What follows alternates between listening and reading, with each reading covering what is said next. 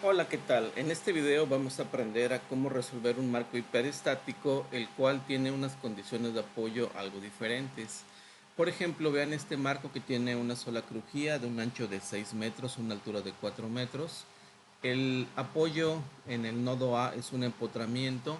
En el nodo C hay un resorte horizontal, eso quiere decir que tenemos un apoyo elástico.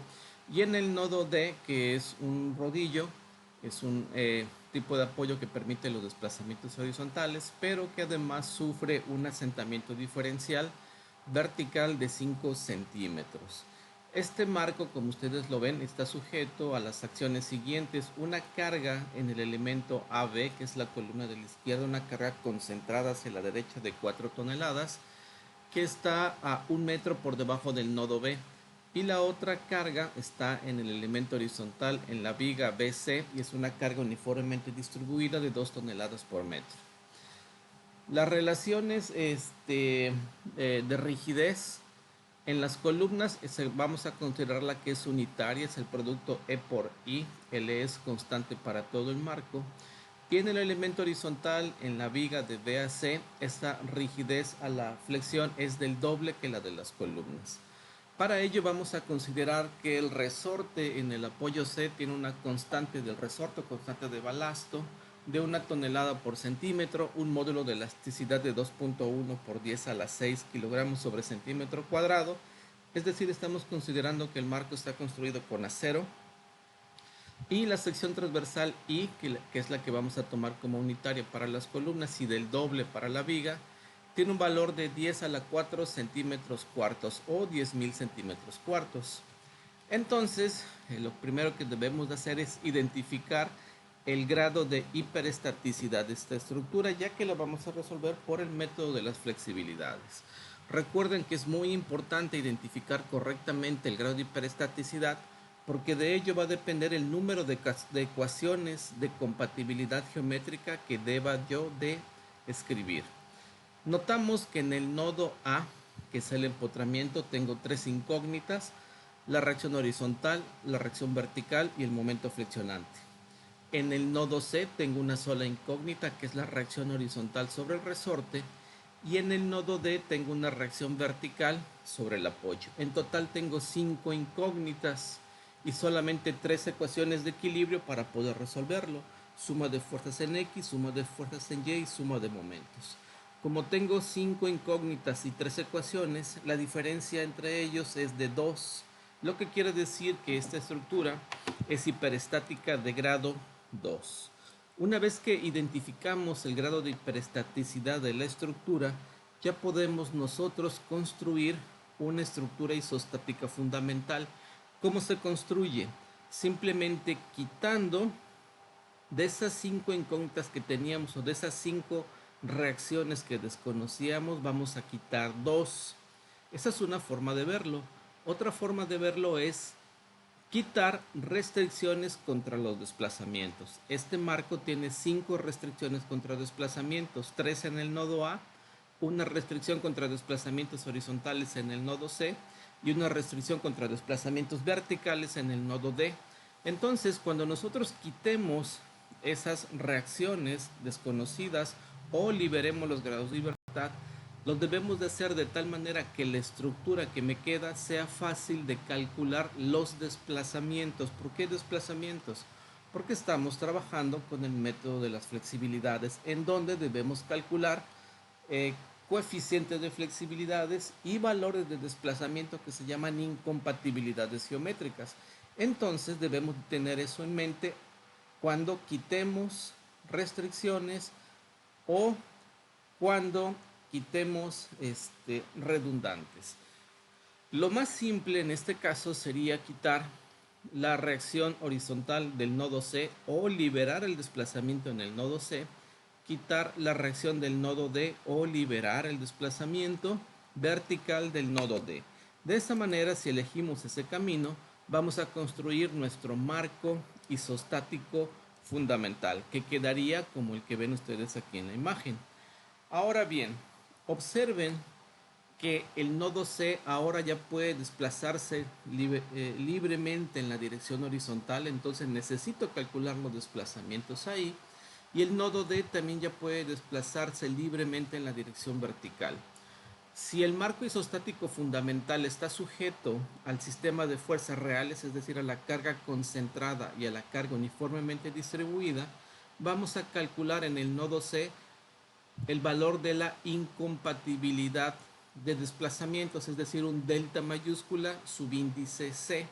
Y en el nodo D vamos a calcular también una incompatibilidad geométrica para los desplazamientos, es decir, un desplazamiento vertical delta mayúscula subíndice D, que son desplazamientos que en la estructura original no existen. Entonces el método de lo que se trata es de calcular de qué tamaño tiene que ser la fuerza en el nodo C, la fuerza horizontal, y la fuerza vertical en el nodo D, para que esos desplazamientos que le estamos imponiendo y que no existen en el marco isostático fundamental correspondan a la de la estructura original. Como no hay una manera directa de encontrar esa fuerza necesaria o esa reacción desconocida en el nodo C y en el nodo D, la debemos de calcular a través de fuerzas unitarias. ¿Cuántas fuerzas unitarias vamos a aplicar? Bueno, vamos a aplicar tantas fuerzas unitarias como reacciones desconocidas tengamos, o vamos a calcular tantos desplazamientos o coeficientes de flexibilidades como grados de libertad hayamos liberado. Es decir, debemos de aplicar una fuerza unitaria horizontal en el nodo C, ¿sí?, para calcular esos desplazamientos, y una fuerza unitaria en el nodo D en la dirección vertical. Como debemos de calcular desplazamientos, es necesario que nosotros elijamos alguno de los métodos que ya sabemos para calcularlos. En esta ocasión, y siendo el procedimiento que yo considero más simple, vamos a utilizar el método de la carga virtual unitaria. También podemos utilizar el principio de Castigliano, nada más que es un poco más laborioso. Sin embargo, pues nos vamos con el método de la carga virtual unitaria. Entonces, si vamos a elegir ese método, recuerden que necesito calcular los desplazamientos mediante unas integrales. Pero antes de pasar a ello, necesito calcular las reacciones que van a estar presentes en mi estructura. Y además, como les decía, como vamos a utilizar el método de la carga virtual unitaria, necesito las expresiones para M mayúscula y para la M minúscula que van a aparecer en las ecuaciones. Bueno, antes calculamos las reacciones. Notamos que la única reacción horizontal en el marco isostático fundamental pues debe de ser horizontal, perdón, debe de estar presente en el nodo A y debe de valer 4 toneladas y está dirigida hacia la izquierda para equilibrar la carga externa aplicada de 4 toneladas hacia la derecha, y verticalmente la única reacción que debe de existir es en el nodo A y debe de equilibrar a la carga equivalente de esta carga distribuida. La carga equivalente se encuentra de multiplicar 2 toneladas sobre metro por los 6 metros en lo cual está aplicada, lo que me da un valor de 12. Esa carga equivalente a la carga distribuida está actuando verticalmente hacia abajo, entonces la reacción debe de ser vertical hacia arriba. Finalmente, si nosotros calculamos momentos flexionantes con respecto al nodo A, pues vamos a encontrar que ese momento lo podemos encontrar como el producto de 4 por 3 en la dirección de las manecillas del reloj, más 2 por 6 por 3 en la misma dirección de las manecillas del reloj. A ese momento lo debemos de equilibrar con un momento contrario que tiene el valor de 48 toneladas por metro. Aquí tenemos los ejes X1, X2 y X3 que van a estar actuando a lo largo de los elementos de las columnas y de la viga, que me van a permitir calcular los desplazamientos delta mayúscula y delta minúscula o coeficientes de flexibilidades en el método de las flexibilidades. ¿Por qué necesito esos sistemas de coordenadas? Porque debo de calcular la ecuación del momento flexionante M mayúscula, que deben de recordar que es el momento flexionante en los elementos cuando actúa el sistema de fuerzas originales o el sistema de fuerzas reales, y la M minúscula son los momentos flexionantes en los elementos cuando actúan cargas unitarias. Para el delta mayúscula el producto es M mayúscula por M minúscula y hay que integrar sobre toda la estructura, y los coeficientes de flexibilidad y J debe de ser la integral nuevamente sobre toda la estructura del producto de MI por MJ. ¿Qué va a ser MI y MJ? Una va a ser las ecuaciones de momento flexionante con cargas unitarias horizontales y la otra M va a ser las ecuaciones de momento flexionante cuando aplico la carga unitaria vertical. Entonces necesitamos calcular todas estas ecuaciones de momento flexionante. Para ello, vamos a empezar utilizando el método de las secciones. Para el primer elemento, que es la columna de la izquierda del nodo AB, notarán que necesito dos secciones, una entre el nodo A y la carga de 4 toneladas y otra entre la carga de 4 toneladas y el nodo B. El origen, como se ve aquí, el origen de las coordenadas x1 lo vamos a mantener fijo en el nodo A y vamos a avanzar hacia arriba. Entonces, habiendo dicho esto, el diagrama de cuerpo libre es como el que ven ustedes aquí, en donde tengo la línea vertical que representa el eje de la columna de la izquierda, las reacciones que están aplicadas en el nodo A, donde está empotrado, el sistema de coordenadas que vamos a manejar, y en el corte, si yo hago un corte horizontal y me quedo con la parte de abajo del corte, el momento flexionante es positivo de acuerdo a nuestra convención de signos cuando se dirige en dirección contraria a las manecillas del reloj. Entonces nosotros aplicamos suma de momentos en el corte y utilizamos el dominio o el valor del x1 desde 0 hasta 3, encontraremos que la ecuación de momento flexionante vale 4x1 menos 48.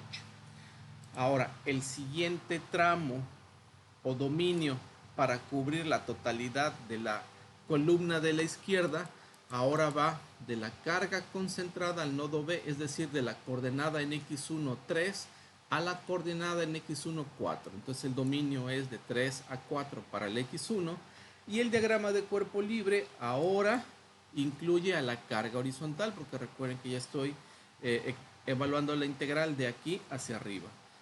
Abajo nuevamente tengo las reacciones en el empotramiento. Yo ya sé que la distancia vertical que hay de la carga horizontal de 4 toneladas al apoyo A son 3 metros. Nuevamente en el corte tengo el momento flexionante en la dirección positiva y otra vez aplico suma de momentos en el corte, lo que me va a dar 4x1 menos 48 menos 4 que multiplica x1 menos 3. Ahora, reduciendo esta ecuación encontramos que en el último tramo de la columna de la izquierda el momento flexionante es constante, tiene un valor de menos 36. Siguiente elemento es el elemento horizontal de B a C, esta viga. Notamos que si utilizamos el método de las secciones, con un solo corte o sección entre B y C queda cubierta la longitud total de los 6 metros. Entonces vamos a definir para el dominio de la X2, que va a ir desde 0, porque aquí vamos a poner el origen del X2 hasta la coordenada 6 metros. Aquí está el dominio.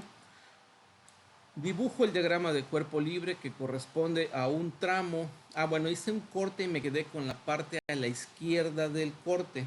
¿Sí? O sea, partí ese marco verticalmente y me quedé con la parte de la izquierda.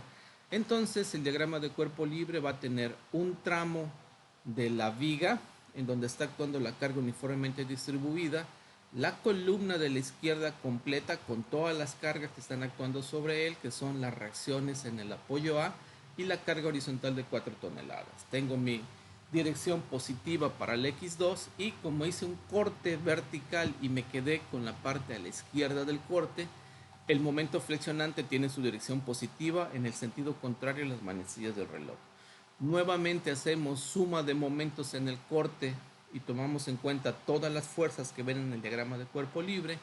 Encontraremos que la ecuación de momento vale 12 por x2 más 16 menos 48 menos 4, que realmente sería menos 4 por 1, porque 1 es el brazo de palanca para la fuerza de 4, aquí lo omití, menos x2 al cuadrado. Este término de x2 al cuadrado también es una reducción que sale de multiplicar la carga equivalente de esta carga distribuida que está actuando sobre x2. La carga equivalente vale 2 por x2 y el brazo de palanca es la mitad de esta longitud, es decir, x2 sobre 2. Entonces, si yo multiplico 2 por x2 sobre 2, me da x2 al cuadrado. Si reducimos esta expresión para momento flexionante, encontraremos que vale menos x2 al cuadrado más 12x2 menos 36. Me falta tomar en cuenta la columna de la derecha. La columna de la derecha, como vemos aquí, mi origen de coordenadas está en el nodo D y se dirige verticalmente hacia arriba, y su dominio, como nada más necesito un solo corte, iría desde 0 hasta 4 para el x3. Hago mi diagrama de cuerpo libre para este elemento, veo que aquí no está actuando ninguna fuerza. Al no actuar ninguna fuerza que le provoque flexión, evidentemente el momento flexionante vale 0. Noten que como hice un corte horizontal en la columna y me quedé con la parte de abajo de ese corte, ahora el momento flexionante lleva su dirección positiva en el sentido de las manecillas de reloj, es contrario a los cortes anteriores. Muy bien, ya tengo todos los elementos para las ecuaciones de momento. Siempre les he recomendado que cuando calculamos ecuaciones de momento por el método de las secciones, debemos de verificar que se cumplen las condiciones de apoyo, las condiciones de continuidad en la estructura que estamos analizando. Por ejemplo, en este marco nosotros sabemos que en el nodo A el momento flexionante tiene un valor de 48 toneladas metro en dirección contraria a las manecillas de reloj, es decir, es un momento negativo. Si nosotros analizamos la primera ecuación y observamos que el nodo A cae o corresponde a la coordenada de x1 igual a 0, en esta ecuación de momentos, el momento vale menos 48, coincide con esta condición de apoyo. Ahora bien, cuando el momento lo evaluamos justo en la coordenada x1 igual a 3 metros, aquí me queda 4 por 3, 12, menos 48 me da menos 36. Eso quiere decir que la siguiente ecuación que es válida para este elemento, que es este siguiente dominio, debe de empezar en el valor de menos 36, y justamente como el valor del momento aquí es constante, vale menos 36. Este valor es válido desde la coordenada x1 igual a 3 hasta x1 igual a 4. Eso quiere decir que el siguiente tramo o el nodo de la izquierda de la viga, en el nodo B, debe de empezar también en menos 36. Si nosotros evaluamos esta ecuación cuando x2 vale 0, notamos que el momento flexionante nuevamente vale menos 36. Hay continuidad con la ecuación anterior. Y si esta ecuación la evaluamos cuando x2 vale 6, vamos a tener 6 al cuadrado son 36, negativos son menos 36, con menos 36 que ya tengo aquí son menos 72.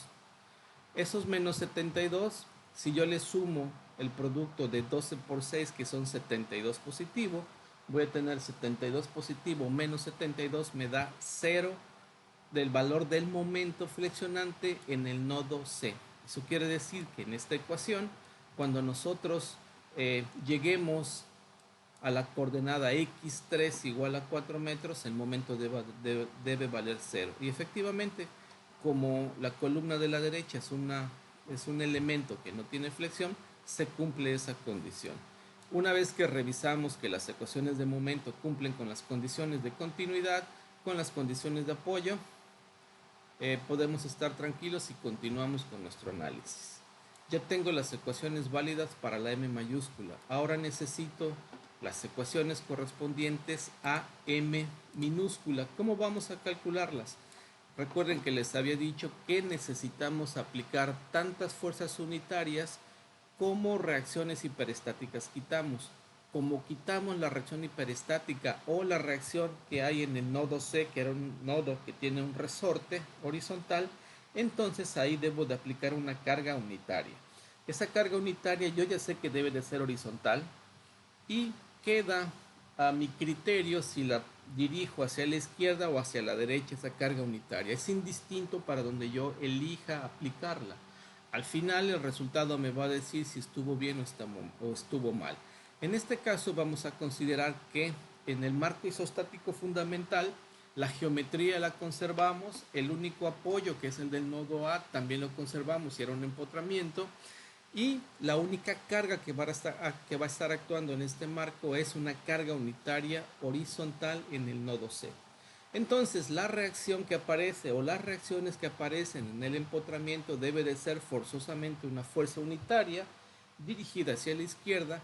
Y noten ustedes que la fuerza unitaria del nodo C hacia la derecha con la fuerza unitaria del nodo A hacia la izquierda me provocan un momento flexionante o un par que tiene un valor de la fuerza por la distancia que la separa, es decir, 4 unidades. 1 por 4 me va a dar un momento de 4 unidades en el sentido de las manecillas de reloj con este par de fuerzas. Entonces debo de equilibrarlo con un momento que tenga el mismo valor pero dirección contraria. Es por eso que la reacción en el empotramiento es un momento en el sentido contrario a las manecillas de reloj y tiene un valor de 4 unidades. También es muy importante que observen que los sistemas de coordenadas x1, x2 y x3 son los mismos que yo apliqué en el marco isostático fundamental. Una vez que ya los definí, no puedo cambiarlos, debo de mantenerlos para calcular las ecuaciones de la m minúscula. Nuevamente volvemos a aplicar el método de secciones. Notamos que para la columna de la izquierda con una sola sección cubrimos la totalidad de la longitud. Ahora el x1 va de 0 a 4, mi diagrama de cuerpo libre. Noten que m minúscula es positiva en el sentido contrario a las manecillas de reloj porque hicimos un corte y me quedé con la parte de abajo del corte.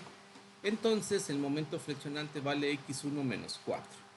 Para la viga, el elemento que está entre los nodos B y C, hice un corte y me quedé con la parte a la izquierda del corte.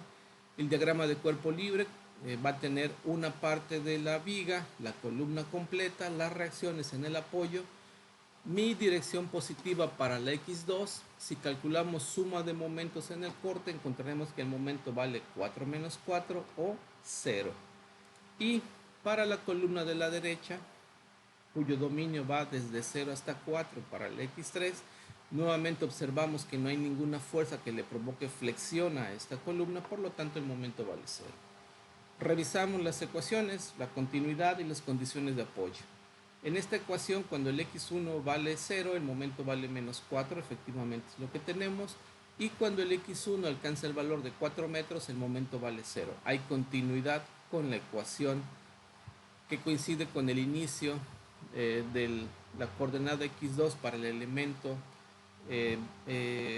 viga, corresponde al momento en el nodo B, y el momento en el nodo C también vale 0, que coincide con el valor del momento para la columna de la derecha cuando llegamos a la coordenada x3 igual a 4.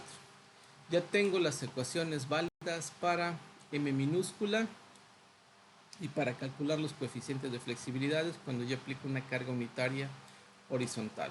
Ahora necesitamos calcular las ecuaciones correspondientes al marco isostático fundamental, pero cuando aplico una carga unitaria vertical en el nodo D. Tengo mi carga unitaria aplicada. En el nodo A tengo una reacción vertical unitaria también para que se equilibre. Esta está dirigida hacia abajo y con esta se equilibra. Noten que estas dos fuerzas me provocan un par o un momento de 6 unidades en el sentido contrario a las manecillas del reloj. Por lo tanto, lo debo de equilibrar con un momento concentrado o reacción en el nodo A de 6 unidades en el sentido de las manecillas del reloj. Nuevamente observen que las coordenadas x1, x2 y x3 se mantienen. Volvemos a utilizar el método de secciones. Para la columna de la izquierda la ecuación es m igual con 6. Para la viga, cuando yo hago un corte, el momento vale menos x2 más 6. Y para la columna de la derecha vamos a tener que el momento flexionante nuevamente vale 0. ¿Por qué? Porque solamente tengo una carga axial. Revisamos las condiciones de apoyo. Cuando x1 vale 0, el momento vale 6 positivo, que es lo que yo tengo aquí. Cuando x1 vale 4, el momento sigue valiendo 6 porque es constante en toda la columna de la izquierda. Eso quiere decir que cuando x2 vale 0, el momento debe de darme 6 positivo, y efectivamente se cumple esa condición de continuidad en el nodo B. Cuando x2 vale 6, alcanzamos el nodo C y la ecuación de momento me dice que el momento en el nodo C vale 0. Finalmente lo comprobamos, puesto que para la columna de la derecha, cuando la x3 vale 4 metros, puesto que no tiene carga más que axial este elemento, no hay flexión, y el momento en el nodo C también vale 0. Entonces todas las ecuaciones de momento flexionante son adecuadas y podemos continuar. Una vez que yo ya tengo calculados todas las expresiones para la m mayúscula y para la m minúscula, entonces ya podemos utilizar estas ecuaciones para calcular las incompatibilidades geométricas o deltas mayúsculas, integrando sobre toda la estructura el producto de m mayúscula por m minúscula y dividido entre e y los coeficientes de flexibilidades se van a calcular mediante la integración sobre todos los elementos de la estructura del producto mi por mj, siendo mi, por ejemplo, las ecuaciones de momento para carga unitaria horizontal y mj las ecuaciones de momento para carga unitaria vertical.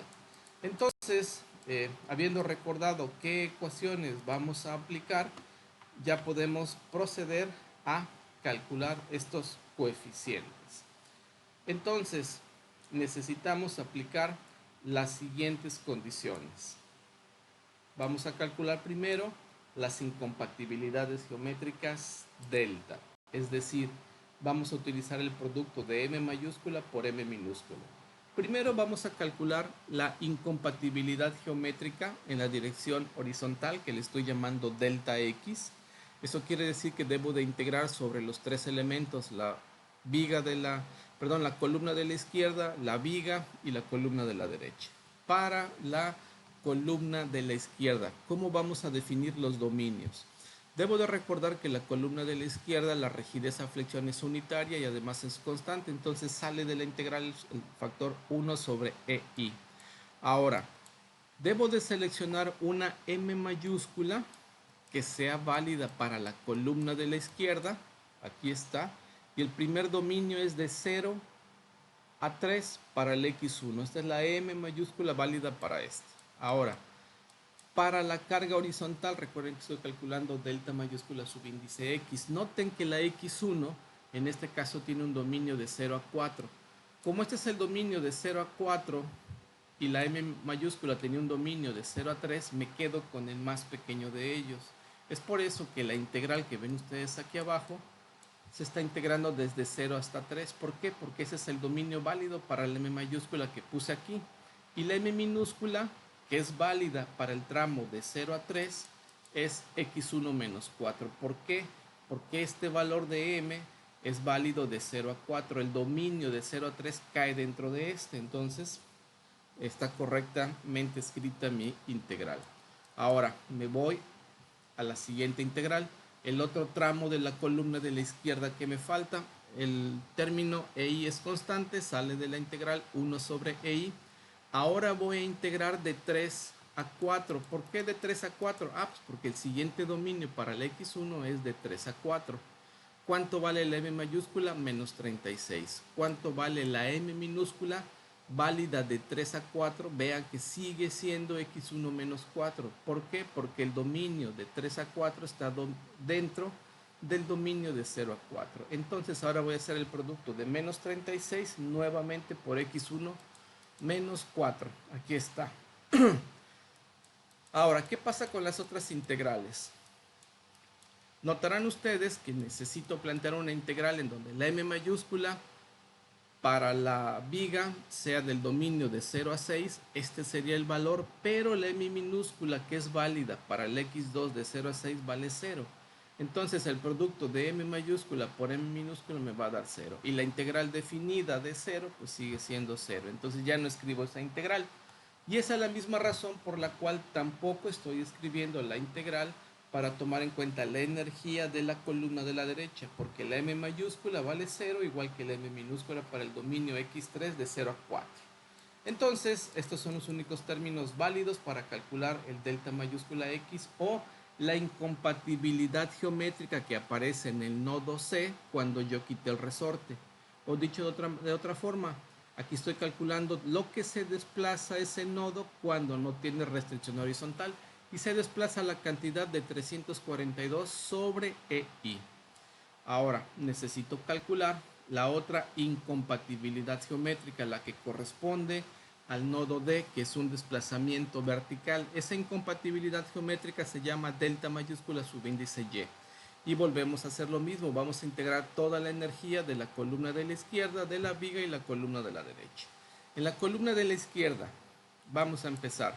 Necesito definir una M mayúscula válida para la columna de la izquierda, que es esta otra vez, 4x1 menos 48 para el dominio de 0 a 3 para el x1. Y ahora voy a ver para el x1, para la columna de la izquierda, cuál es el dominio. Pues va de 0 a 4.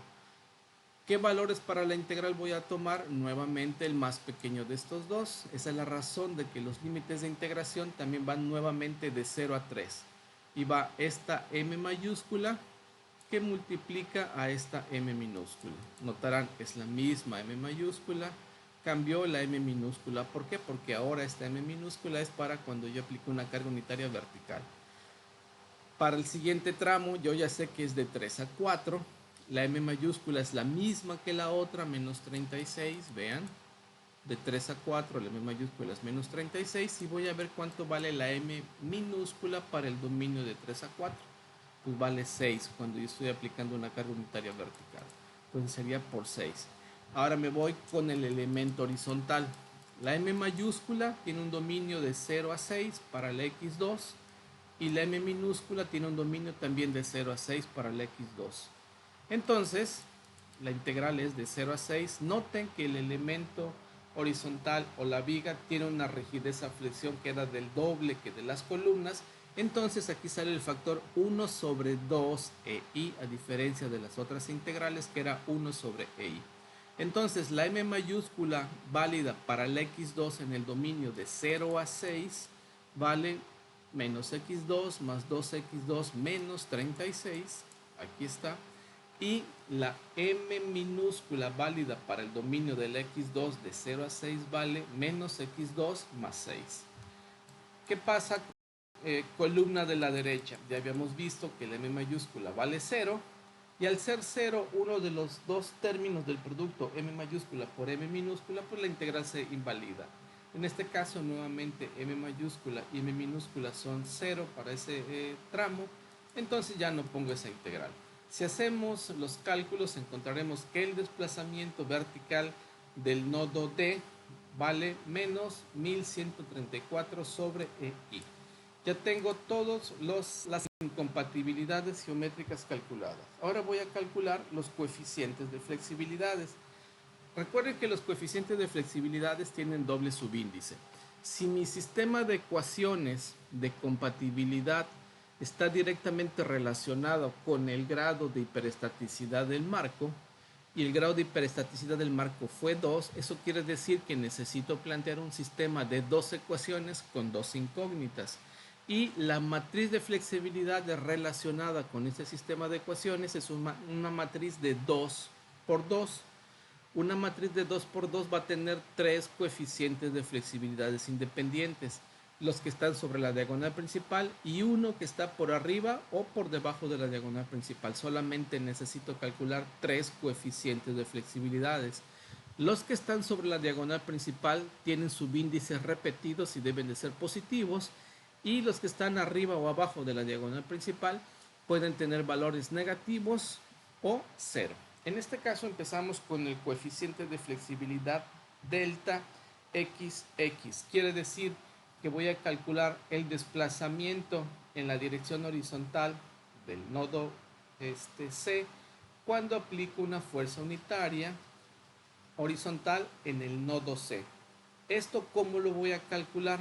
Pues simple y sencillamente utilizando las ecuaciones para M minúscula cuando apliqué una carga unitaria horizontal. Esta es la carga unitaria horizontal.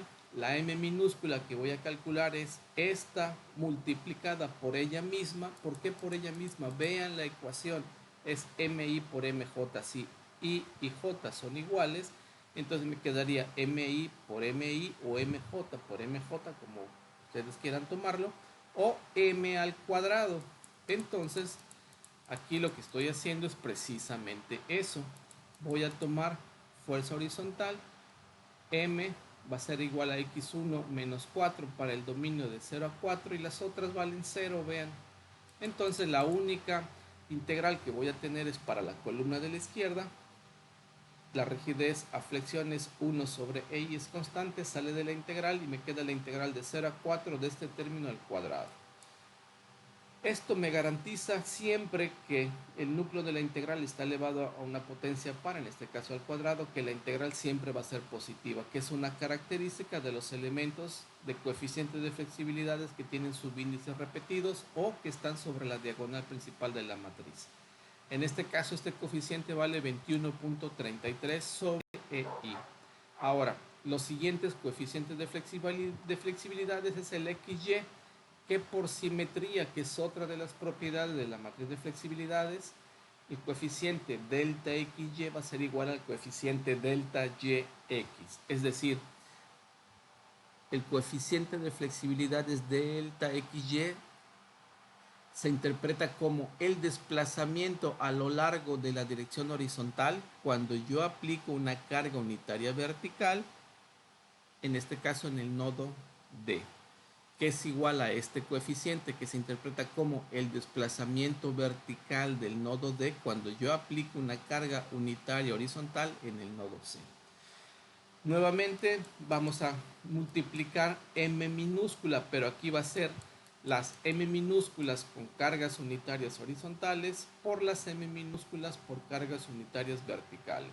Vean que los dominios en este caso son iguales, entonces las integrales deberían de tener el dominio para el x1 de 0 a 4, para el x2 de 0 a 6 y para el x3 de 0 a 4. Sin embargo, notarán que debido a que este m minúscula vale 0 y la voy a multiplicar por esta integral la quito.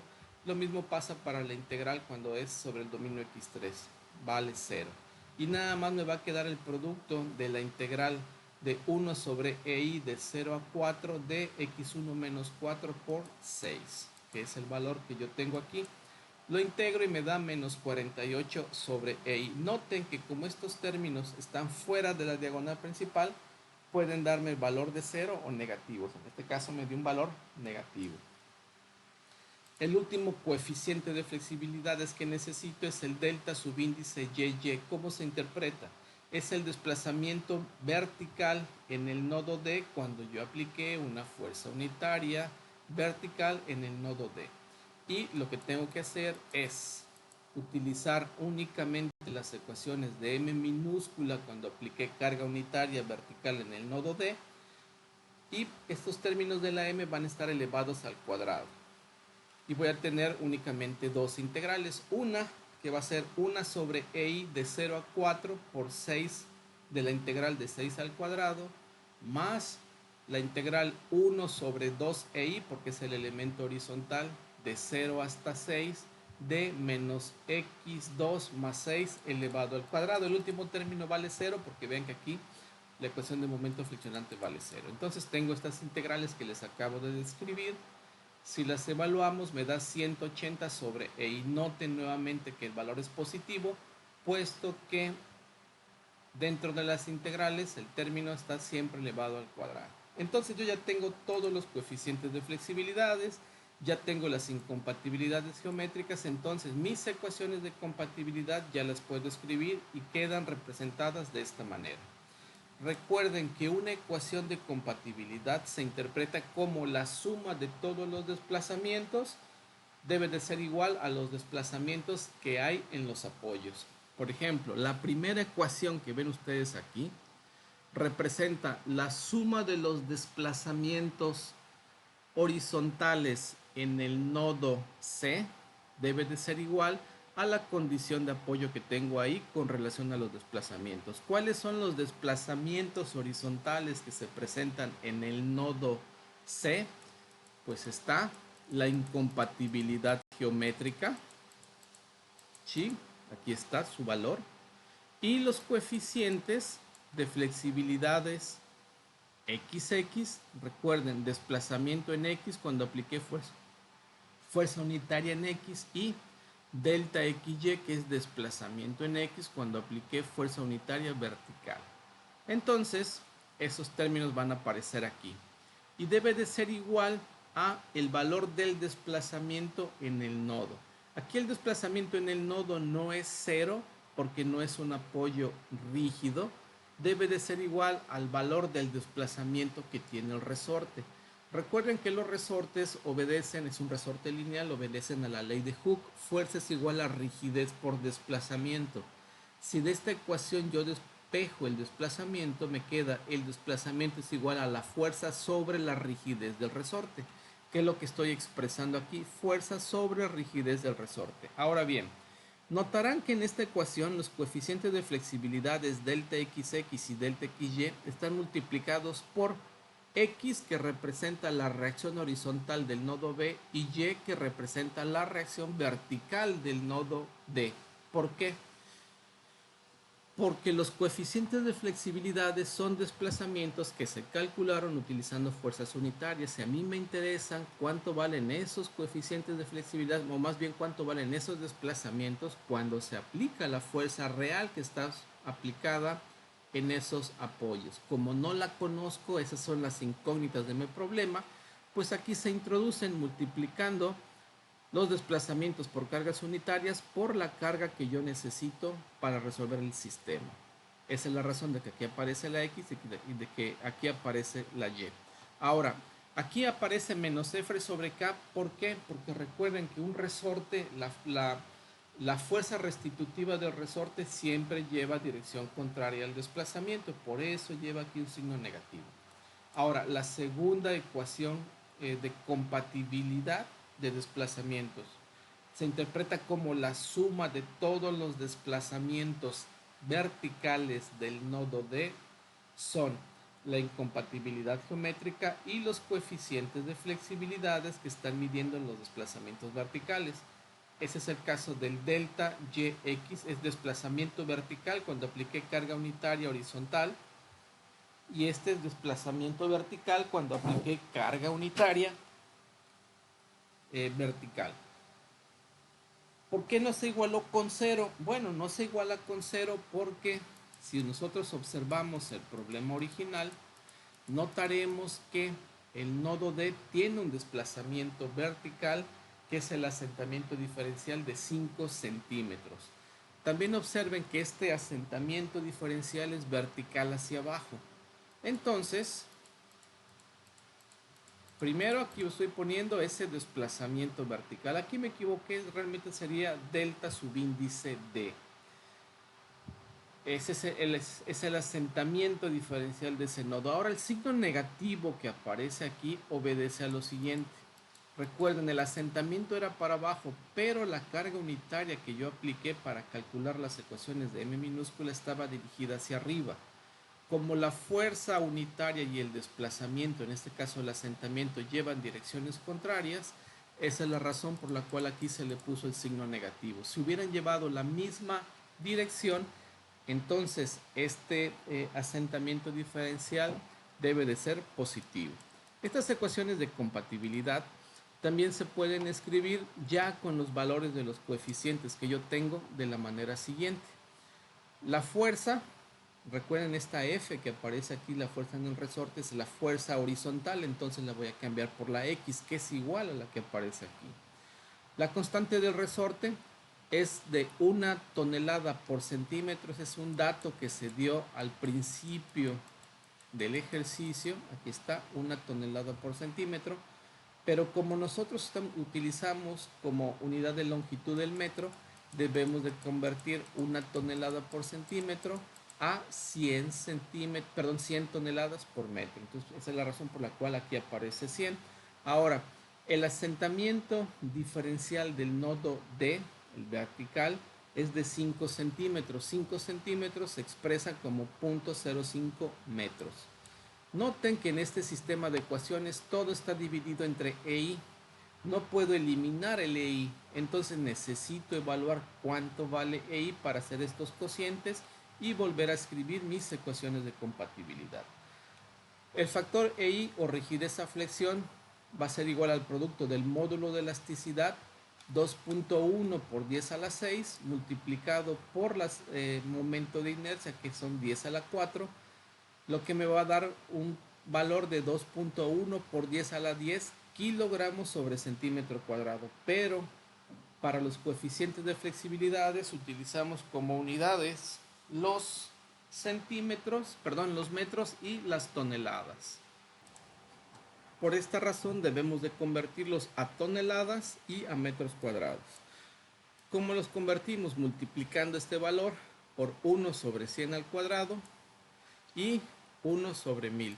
Eso me da que la rigidez a flexión para este problema es de 2100 toneladas por metro cuadrado.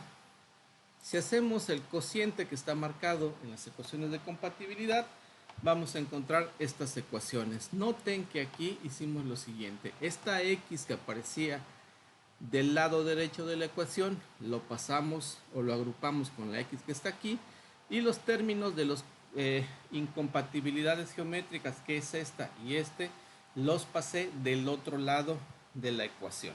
Es por eso que me da como resultado lo que ustedes ven aquí. Este es el sistema de ecuaciones que debemos de resolver, el cual se puede escribir de una manera diferente si a estos valores los multiplico, por ejemplo, por un valor constante. Eso no va a alterar mi solución del sistema. Yo los multipliqué, por ejemplo, por 10.000 para no perder algunos decimales en la solución. Este es el sistema de ecuaciones que debo de resolver cuando yo multiplique todo esto, cada uno de los valores, por 10.000.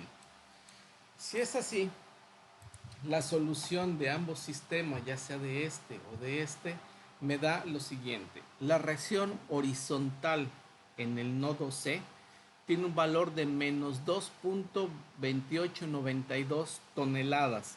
El hecho de que tenga un signo negativo quiere decir que esta fuerza va en dirección contraria a la fuerza unitaria que le aplicamos al nodo C. La fuerza unitaria del nodo C era hacia la derecha. Como me dio signo negativo, quiere decir entonces que esa reacción va hacia la izquierda. Ahora, la reacción vertical del nodo D es 5.1062 toneladas, me dio positiva. Eso quiere decir que la reacción va en la misma dirección que la carga unitaria que apliqué ahí, es decir, hacia arriba. Ya teniendo estas soluciones, hasta aquí termina el método propiamente dicho de flexibilidades, cuyo propósito fue encontrar el valor de las dos reacciones que volvían hiperestático a mi estructura. Recuerden que la estructura era hiperestática de grado 2. Al hacer esto, ya encontramos cuánto valen esas reacciones hiperestáticas. Entonces, lo que ahora tenemos que hacer es encontrar las reacciones que faltan una vez que ya conozco la reacción horizontal del nodo C y la reacción vertical del nodo D. Noten que las últimas reacciones que me faltan por calcular son las reacciones ya reales del nodo A. ¿Y cómo les voy a calcular? Pues aplicando sumas de fuerzas en Y, sumas de fuerzas en X y suma de momentos. Noten que ya el problema ya se volvió un problema isostático que se puede resolver con mis tres ecuaciones de equilibrio en el plano. Ya no pongo esos pasos, aquí está la solución que me da de las reacciones en el nodo A. Además, vamos a aprovechar este ejercicio para calcular los diagramas de los elementos mecánicos. Es por eso que aquí volví a colocar un sistema de coordenadas que me va a servir para calcular las ecuaciones de los elementos mecánicos. Para la columna de la izquierda, la coordenada x1 es la que ven ustedes aquí, para la viga es el x2 y para la columna de la derecha este es mi sistema de coordenadas x3. ¿Cómo vamos a encontrar esas ecuaciones de los elementos mecánicos? Pues simple y sencillamente aplicando el método de las secciones. Aplico una sección entre el nodo A y la carga de 4 toneladas o un dominio de 0 a 3 para el x1. Mi diagrama de cuerpo libre tiene a la barra, en este caso la columna, las reacciones en la parte inferior que calculé ya de la estática y los elementos mecánicos en el corte. Hice un corte, la carga axial es positiva cuando sale del corte. Si yo hice un corte y me quedé con la parte de abajo del corte, la cortante es positiva cuando se dirige a la derecha y el momento flexionante en el corte se considera positivo cuando va en dirección contraria a las manecillas del reloj.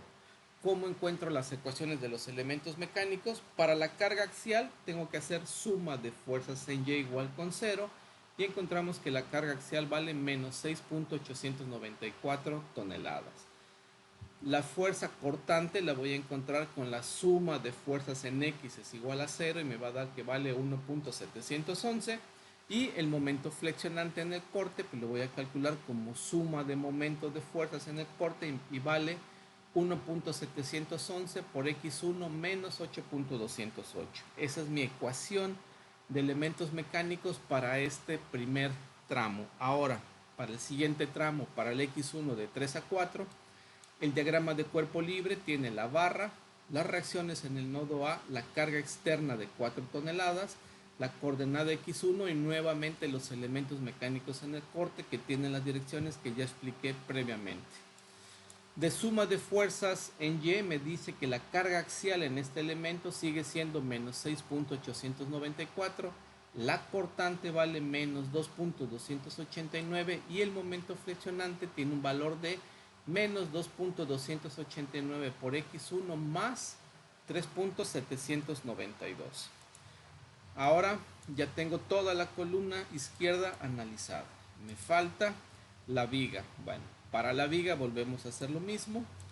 Hago un corte entre el nodo B y el nodo C y me quedo con la parte a la izquierda del corte. Tengo mi diagrama de cuerpo libre, ¿sí? Con todas las cargas que están ahí. El dominio para el X2, con un solo corte cubro la totalidad de los 6 metros. Y los elementos mecánicos. Ahora, como el elemento es horizontal, la fuerza axial es positiva hacia la derecha, la cortante es positiva hacia abajo y el momento sigue siendo positivo en sentido contrario a las manecillas del reloj.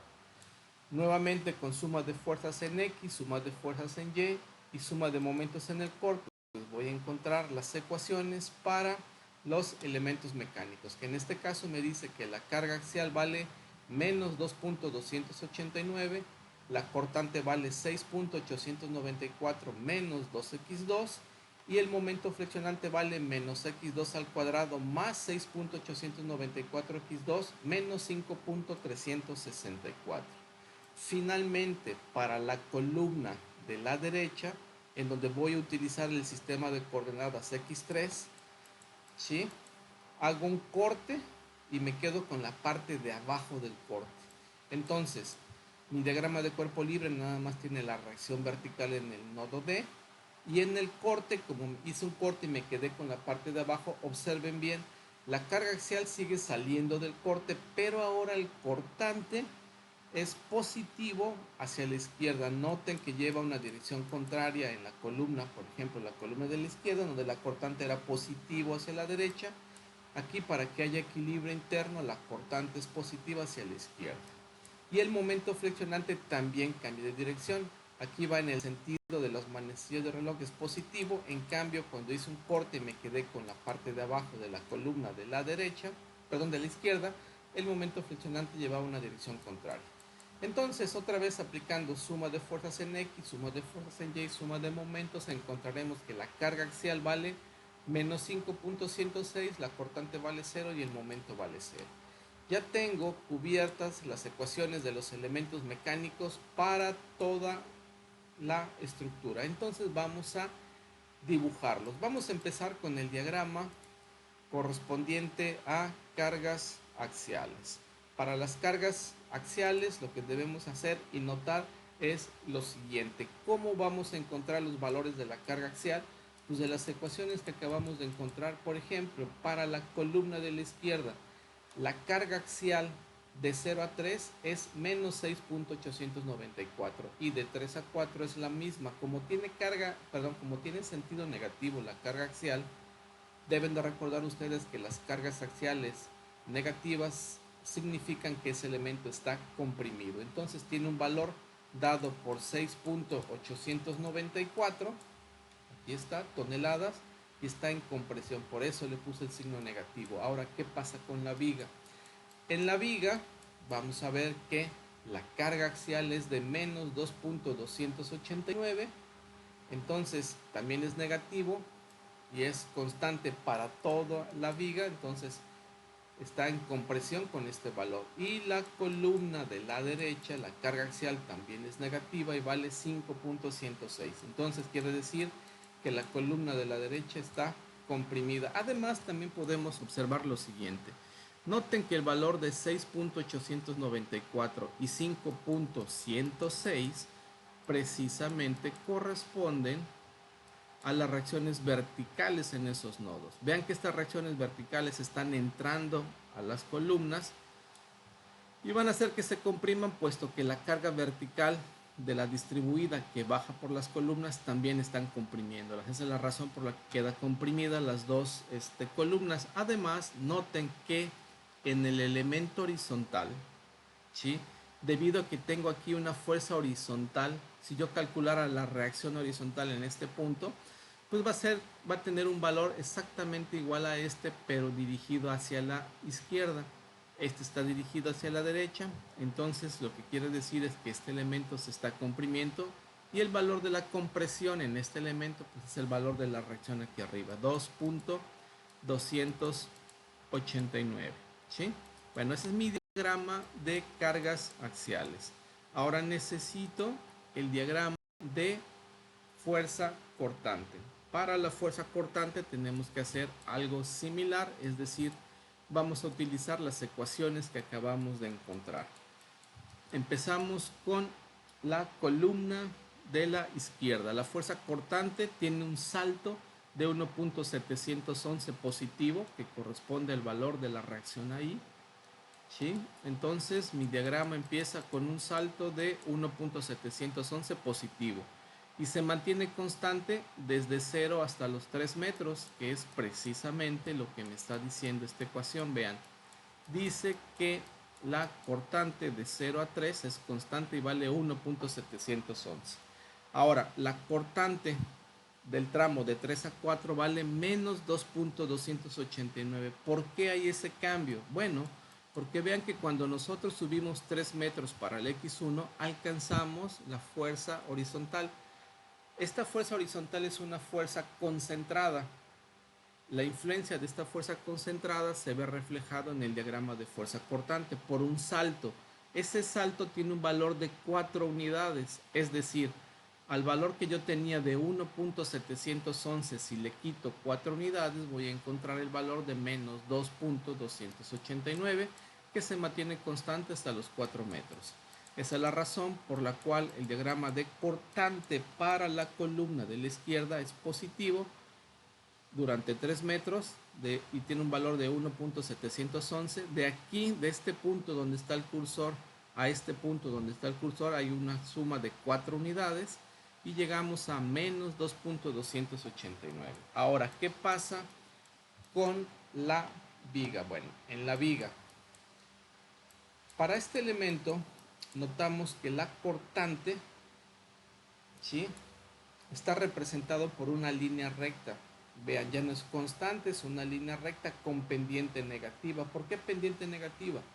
Porque si yo calculo la derivada de b con respecto a x2, me queda menos 2. Eso quiere decir que es una línea recta con pendiente negativa cuando yo avanzo de izquierda hacia derecha. ¿Por qué de izquierda hacia derecha? Porque esa es la dirección que yo le di a la x2. Ahora, ¿en dónde empieza el diagrama de cortante para la viga? Pues cuando x2 vale 0. Cuando x2 vale 0, la cortante vale 6.894, positivo. Aquí está ese salto. Además, vean que este salto de 6.894 pues coincide con la reacción vertical del nodo A. ¿Por qué? Porque esta reacción vertical del nodo A, que es la carga axial, vean, esta carga axial es perpendicular a la viga, entonces esta carga axial, por ser perpendicular a la viga, se convierte en la cortante de la viga en este punto, ¿sí? Entonces empezamos con ese salto de 6.894. Ahora, recuerden que les había mostrado que la ecuación de cortante para la viga es una ecuación de una línea recta con pendiente negativa cuando avanzo de izquierda a derecha. Una recta con pendiente negativa cuando avanzo de izquierda a derecha, pues es una recta que va para abajo. Es esta recta que está aquí. Vean, sigan el trayecto del cursor. Estoy avanzando sobre una línea recta con pendiente negativa. y voy a llegar al valor de 5.106. ¿De dónde sale ese valor de 5.106? Pues de la ecuación de cortante. Si yo en esta ecuación, ahora donde hay una x2, pongo el valor de 6, me va a quedar 6.894 menos 12, pues me va a dar el valor de 5.106, negativo. Ahora, ¿cómo cierra el diagrama de cortante en cero? Pues va a cerrar porque precisamente noten ustedes que ese valor de 5.106 es la reacción del nodo D, que es la carga axial del nodo D. Por la razón que les había dicho, esa carga axial es perpendicular al eje de la viga, entonces se convierte en cortante. Entonces hay un salto vertical hacia arriba de 5.106 y el diagrama de cortante cierra en cero. Y para la columna de la derecha, la cortante, ¿cuánto vale en la columna de la derecha? Pues vale cero, no hay cortante en ese elemento. Muy bien, ya tengo mi diagrama de carga axial, ya tengo mi diagrama de fuerza cortante. Entonces vamos a analizar y vamos a ver qué pasa con el diagrama de momento flexionante. Para el momento flexionante nuevamente vamos a utilizar las ecuaciones que dedujimos aquí. Noten que la ecuación de momentos para el primer tramo de 0 a 3 en la columna de la izquierda es una línea recta también con pendiente negativa y empieza con un salto cuando la x1 vale 0. El salto es de menos 8.208. ¿Por qué hay un salto en el diagrama de momentos? Pues porque hay un momento concentrado en ese punto justo con ese valor. Entonces empezamos con un momento negativo. Aquí está el momento negativo, ¿sí? De menos 8.208.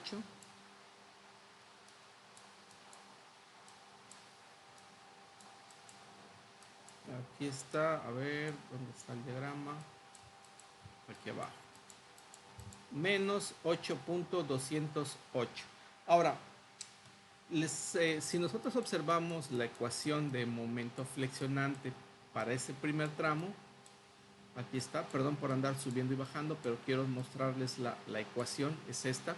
Esta ecuación que está aquí, notarán que vuelve a ser una línea recta, pero ahora la línea recta tiene pendiente positiva. ¿Por qué? Porque si yo calculo la derivada de m con respecto a x1, me queda un valor de 1.711 que es positivo.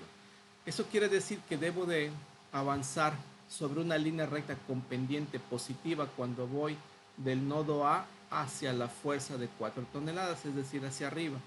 ¿Y a qué valor voy a llegar? Bueno, aquí le voy a dar al x1 el valor de 3, hago la multiplicación de 1.711 por 3 y le quito menos 8.208 y vamos a llegar a un valor de momento flexionante de 3.075.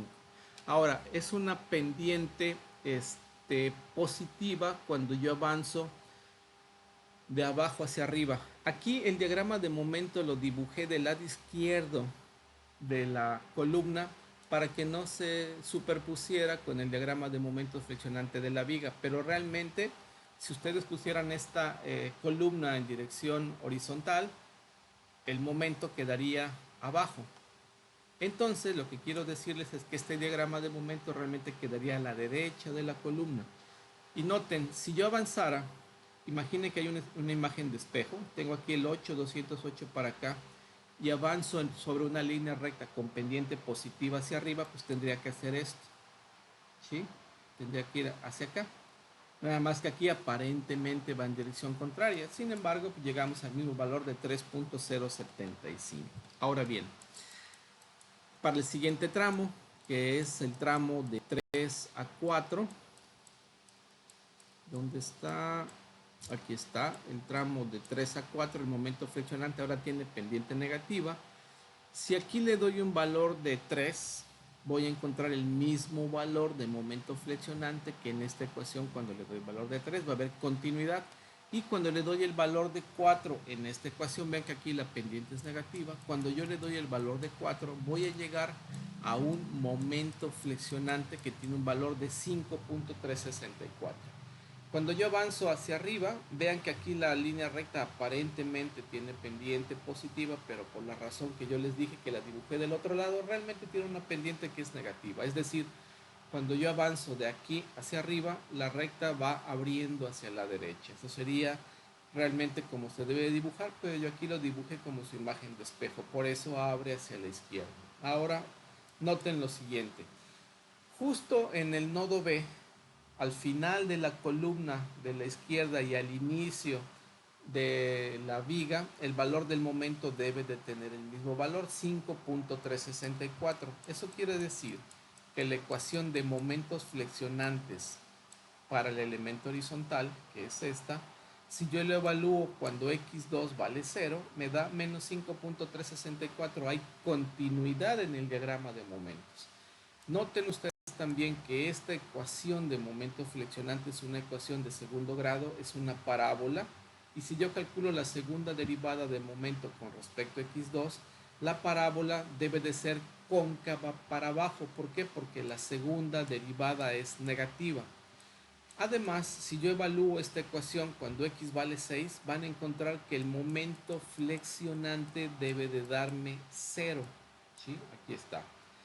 Nuevamente, aquí, esta parábola está dibujada como imagen de espejo. Realmente, si yo lo hubiera dibujado bien, esta parte tendría que estar aquí abajo y la parábola tendría que ir haciendo la concavidad hacia abajo. La dibujé aquí por esa razón, les digo, para no superponer los diagramas en esta parte, pero tiene el comportamiento que les acabo de decir. En este diagrama de momentos es muy importante encontrar el punto que aparece aquí. Este punto se llama punto de inflexión o es un punto en donde cambia de curvatura la deformada del elemento horizontal. También se interpreta como el punto en el cual el diagrama de momentos cambia de signo. Aquí tengo un momento negativo y aquí tengo un momento positivo. ¿Cómo encuentro el valor de este cambio? Pues noten que en el diagrama de momentos este punto es cuando el momento vale 0. ¿De dónde voy a calcular el valor del momento es igual con 0? Pues de la ecuación de momentos que es válida para esta ecuación. En esta ecuación donde hay una m pongo un 0, resuelvo la ecuación cuadrática, una de las soluciones me va a dar 6 metros y la otra solución es el valor de la x2 de 0.894. Entonces yo ya sé con la ecuación exactamente el punto en donde el diagrama corta. Ahora necesito encontrar también el valor del punto del momento positivo máximo. ¿Cómo lo voy a encontrar? Pues del diagrama de cortante. Ustedes saben que la cortante tiene, en el punto en donde la cortante vale 0, se presentan valores críticos para el diagrama de momento. Puede ser positivo o negativo. Ahora, ¿cómo encuentro el punto donde la cortante vale 0 en el elemento horizontal? Pues simple y sencillamente, para el elemento horizontal, esta es la ecuación de cortante, la igualo con 0 y divido y despejo la x2. ¿Cuánto vale x2? 6.894 sobre 2, que es 3.447. En ese punto la cortante vale 0. Como yo ya sé el punto donde la cortante vale 0, entonces este valor de 3.447 lo sustituyo en la ecuación de momentos. Si ustedes hacen el ejercicio van a encontrar que el momento positivo máximo en este caso a 3.447 metros vale 6.518 toneladas metro. Finalmente, ¿cuánto vale el momento flexionante en la columna de la derecha? Pues vale 0. Entonces, con eso terminamos de manera analítica de construir los diagramas de los elementos mecánicos. Me gustaría complementar este video encontrando la solución numérica de este problema, simplemente para comprobar que lo que hicimos precisamente está bien. Entonces voy a construir el modelo numérico de este marco en el programa 2D Frame. Para ello debemos de recordar lo siguiente. Tiene 6 metros de ancho, 4 metros de altura y los elementos que ven ahí. Entonces, con esto en mente vamos a empezar a construir los elementos. El primer nodo está en el nodo 0, 0 y el siguiente está en las coordenadas 0, 4. debo de marcar sin masa. Voy a pedir la solución que me lo dé en 49 puntos en el elemento y le pongo aplicar. Ya tengo la columna de la izquierda. Ahora la viga empieza en el nodo 0,4 y termina en el nodo 6,4, también sin masa, y aplico. Y finalmente la columna de la derecha empieza en el nodo 6,4 y termina en el nodo 6,0. Entonces ya tengo aquí la configuración del marco. Las condiciones de apoyo. Este que es el nodo 1 está empotrado, entonces me voy aquí a condiciones de apoyo. Al nodo 1 le marco un empotramiento y le pongo aplicar. Ahora, en el nodo 3 de mi modelo numérico le corresponde un resorte. Ese resorte tiene una constante de 1 tonelada por centímetro. El programa maneja como unidades kilonewtons metro, entonces debo de convertir esa tonelada centímetro a kilonewtons metro. Para ello, pues vamos a utilizar algún convertidor de unidades. Aquí tengo este, por ejemplo, de toneladas metro a kilonewton metro. Tengo era 1 tonelada centímetro. 1 tonelada centímetro, primero la convierto a toneladas metro, son 100 toneladas metro, y 100 toneladas metro son 980.66 kilonewtons metro. Bueno, con ese valor, en el nodo 3 voy a aplicar una condición de apoyo. En el nodo 3, aquí está, necesito un resorte horizontal. Entonces, en la dirección vertical voy a poner un 0 para decir que no hay ninguna restricción vertical.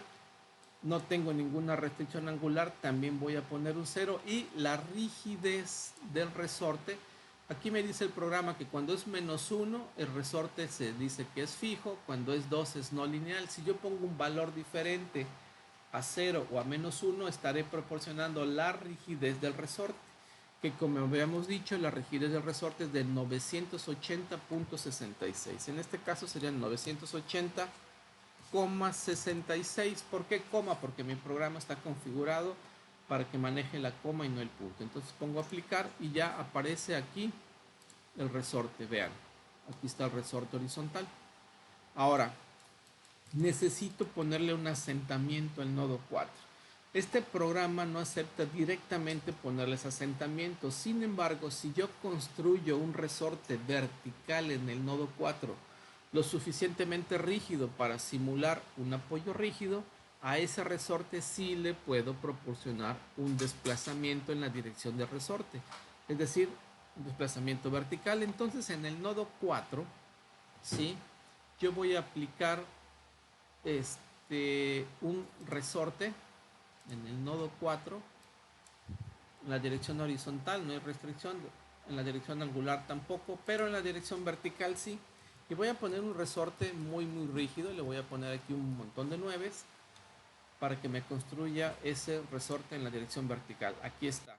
Ahora, ¿qué es lo que tengo que hacer? A este resorte le tengo que aplicar un desplazamiento vertical. ¿Cómo lo voy a hacer? Aquí en el programa, en donde dice carga en nudos o nodos, le doy clic, selecciono el nodo 4 y vean que aquí ya me permite aplicar desplazamientos prescritos de acuerdo con el apoyo. Hay que marcarlo, y en la dirección vertical voy a aplicar un asentamiento de 5 centímetros. En este caso las unidades que maneja el programa son metros, entonces sería 0.05 y debe de estar en signo negativo porque es en la dirección Z.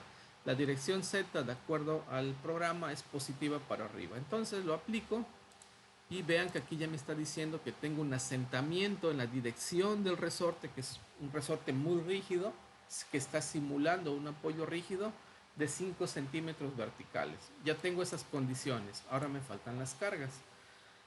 En la columna de la izquierda hay una carga de 4 toneladas, entonces debo de convertir las toneladas a kilonewtons. Para ello tengo aquí de toneladas a kilonewtons. Vamos a aplicar 4 toneladas. 4 toneladas son 39.2266 kilonewtons. Entonces, en el elemento, la columna de la izquierda, voy a aplicar una carga concentrada es el elemento 1.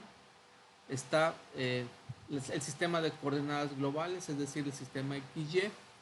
Es en la dirección X, aquí está, 39.2286, perdón, 39.2266, que es lo que me da la conversión, ¿sí? Positivos porque está en la dirección X positiva y está a 3 metros del nodo inicial. Recuerden que el nodo inicial es el nodo 1, está a 3 metros por arriba de ese en coordenadas globales. Entonces le pongo a aplicar y aquí está la carga concentrada. Ahora, la carga distribuida. La carga distribuida es de 2 toneladas metro. 2 toneladas metro tengo que convertirla. Aquí tengo el convertidor, ¿sí? Necesito 2 toneladas metro. Eso corresponde a 19.61 kilonewtons por metro. 19.61. Entonces me voy aquí a carga distribuida. En el elemento 2, que es este, en la dirección vertical, ¿sí? Vean, dirección Z, le voy a poner una carga de 19.61 o 19,61 negativo porque va en la dirección Z hacia abajo. Le pongo aplicar y aquí está. Ya tengo las cargas. Ahora me faltan las propiedades del módulo de elasticidad y de la sección transversal. Vean que en las columnas la sección transversal tiene un momento de inercia de 10.000 centímetros cuartos. Bueno, vamos a suponer que la sección transversal es un rectángulo. Nosotros sabemos que el momento de inercia de una sección rectangular vale 1/12 de la base por la altura. Si yo ya tengo o estoy suponiendo que la sección transversal tiene un momento de inercia de 10.000 centímetros cuartos, aquí están 10.000 centímetros cuartos, como la fórmula es igual a 1/12, lo paso del otro lado, este valor lo multiplico por 12, ¿sí? Y voy a ver aquí el programa cuánto me da en la sección definida por usuario. Para un rectángulo me está diciendo, mira, yo voy a utilizar la base de 20, ¿sí? Entonces necesito calcular de qué tamaño es la altura. Entonces yo ya tengo el 10.000 multiplicado por 12 y ahora lo voy a dividir entre 20. Si este valor lo divido entre 20, son 6.000. Ahora le saco raíz cúbica porque recuerden que la ecuación es 1/12 de la base por la altura al cubo. Como yo necesito la altura despejada, necesito sacar raíz cúbica. Entonces esto lo elevo a 1/3, es decir, raíz cúbica, y me dice que vale 18,171,21. Entonces le voy a poner 18,171,21. Ahí está. Noten que aquí ya me puso que son 10.000 centímetros cuartos de momento de inercia. Le pongo aceptar. Le pongo aceptar y ya me creó esta sección. Esta sección ya está asignado a la columna de la izquierda. También debo de asignarle la misma sección a la columna de la derecha. Ahora, para la viga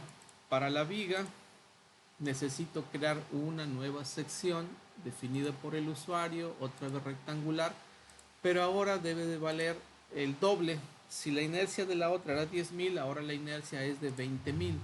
Entonces va a ser 20.000, ahí está, por 12 entre 20. ¿Por qué entre 20? Porque estoy tomando otra vez un ancho de 20 que me está dando el programa. Entonces entre 20 y a este valor le voy a sacar la raíz cúbica, es decir, lo voy a elevar a 1/3 y me va a dar 22,8942, 22,8942, y le voy a poner un dígito más, sería 8. ¿Sí? Le pico aquí y me dice, mire, 20.000 centímetros cuartos. Entonces yo ya tengo la inercia como corresponde. Ok, aceptar, y ya la tiene asignada. Ok, entonces comprobamos aquí la sección, en la sección 1 de 10.000, bueno, casi 10.000, 9.999.99 centímetros cuartos. Esta columna tiene la misma sección y esta viga tiene la sección del doble de 20.000. Ahora me falta el módulo de elasticidad. El módulo de elasticidad es 2.1 por 10 a la 6 kilogramos sobre centímetro cuadrado. Entonces hay que convertirlo. Aquí está, 2.1 por 10 a la 6 kilogramos sobre centímetro cuadrado son este valor en kilonewtons por metro cuadrado, que son las unidades que maneja el programa. Entonces hay que crear un nuevo material. ¿Sí? Vamos a ponerle aquí nuevo, definido por el usuario. ¿Sí? Es acero estructural en este caso. Le vamos a dar aquí pegar. Ese es el valor de 2.1 por 10 a la 6 kilogramos sobre centímetro cuadrado. Este es su equivalente en kilonewtons sobre metro cuadrado. Le pongo aceptar y le pongo ok. A eso le llamo material 1. Le pongo ok. Entonces nada más verifico que aquí tenga el material 1. Ahora tengo que cambiárselo a los demás elementos. Material 1, material 1 también y ok.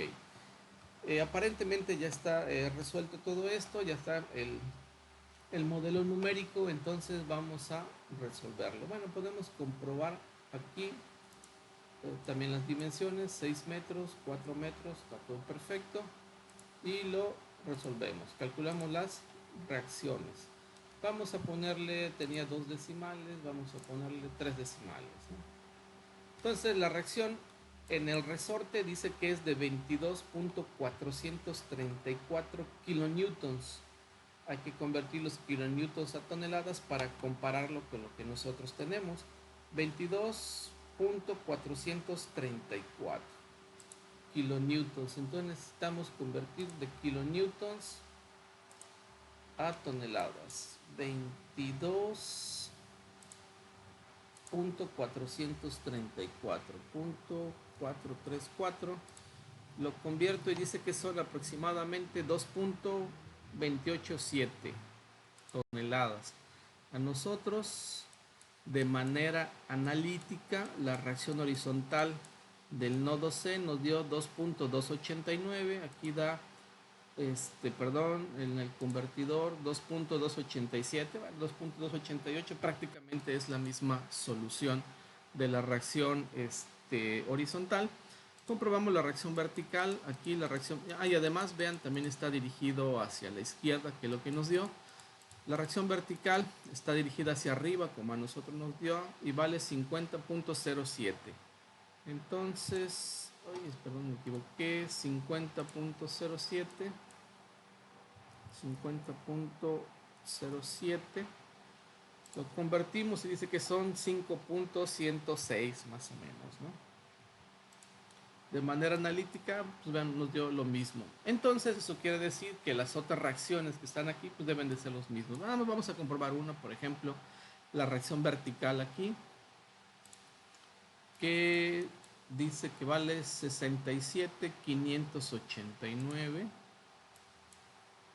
67.589, 6.892, 6.894, bueno, prácticamente lo mismo. Entonces quiere decir que pues, las demás reacciones deben de estar bien, puesto que las demás coinciden.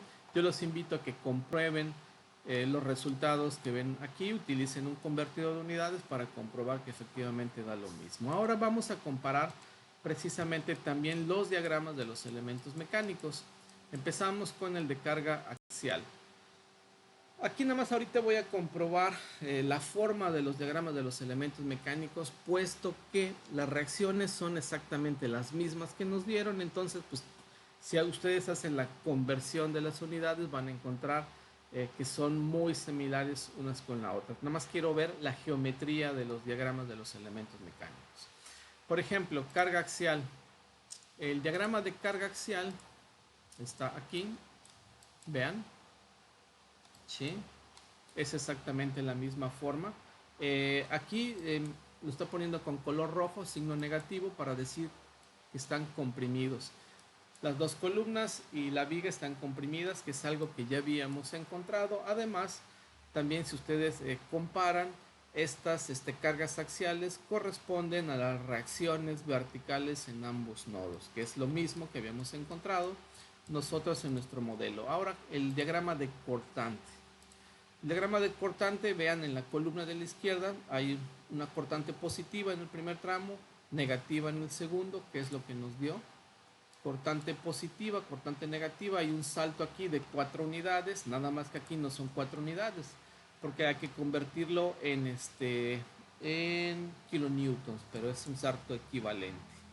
¿Sí? Positivo, negativo, vean que además el diagrama de cortante del elemento horizontal también tiene una cortante positiva, una cortante negativa, y esas cortantes tienen exactamente la misma forma que aquí, una positiva, una negativa con una línea recta.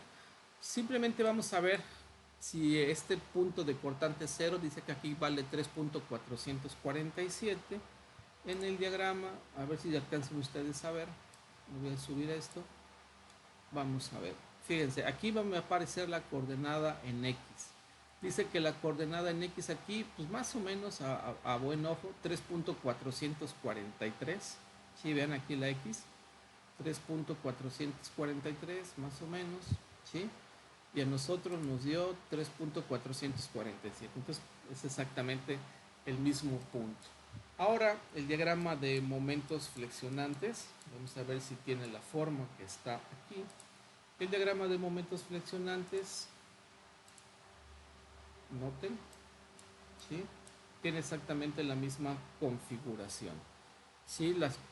El momento flexionante en la columna de la izquierda, todo es el mismo signo, es negativo. Igual que aquí, todo es negativo. Y en la viga tiene una parte negativa y otra parte positiva. ¿Sí? Vean, negativo, positivo. Además, vean que aquí el momento coincide en la viga y en la columna. Nada más vamos a ver aquí el punto en donde el momento vale 0. Dice aquí que vale más o menos 0.897. Vean la coordenada X aquí abajo. Más o menos 0.900, 0.897, algo así anda. Ya nosotros nos dio 0.894. Esta es de manera analítica, es más exacto. Y el momento máximo dice que vale 6.518. Vamos a ver, está por aquí. Aquí sí va a ser más difícil encontrarlo donde está, ¿no? Pero bueno, más o menos dice que 3.545. Aquí nos da 3.447. Es prácticamente la misma solución. Entonces hemos comprobado mediante el programa la solución numérica, que prácticamente es la misma que la solución analítica. Bueno, con esto finalizamos el video. Espero que sea de su utilidad. Muchas gracias por su atención.